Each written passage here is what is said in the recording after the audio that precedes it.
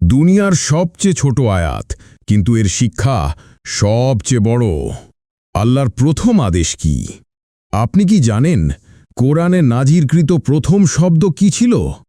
আল্লাহ যখন প্রথমবার ওহী পাঠালেন, মাত্র এক শব্দে পুরো দুনিয়াকে বদলে দিলেন।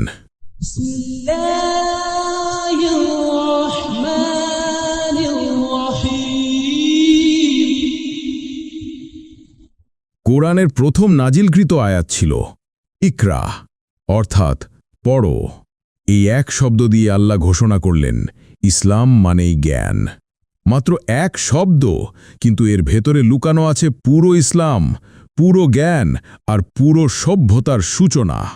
হেরা গুহায় আমাদের প্রিয় নবী সাল্লাল্লাহু আলাইহি ওয়াসাল্লাম ছিলেন একা। তখন ফেরেশতা জিবরাইল এসে বললেন, ইকরা, অর্থাৎ পড়ো।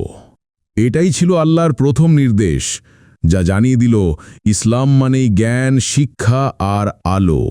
এই ছোট আয়াত আমাদের শেখায়, জ্ঞান অর্জন করা ইবাদত, পড়াশোনা শুধু দুনিয়ার জন্য নয়, আখিরাতের জন্যও দরকার।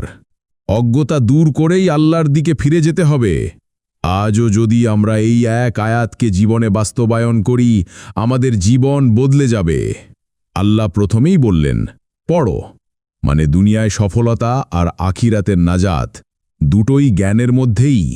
তাহলে আসুন আমরা সবাই জ্ঞান অর্জনের এই নির্দেশকে নিজের জীবনের অংশ বানাই। ফলো, লাইক, কমেন্ট করুন, যেন এমন আরও কন্টেন্ট আপনার কাছে পৌঁছে যায়। ইসলাম প্রচারে আপনার একটি শেয়ারই হতে পারে কারো হেদায়েতের দরজা।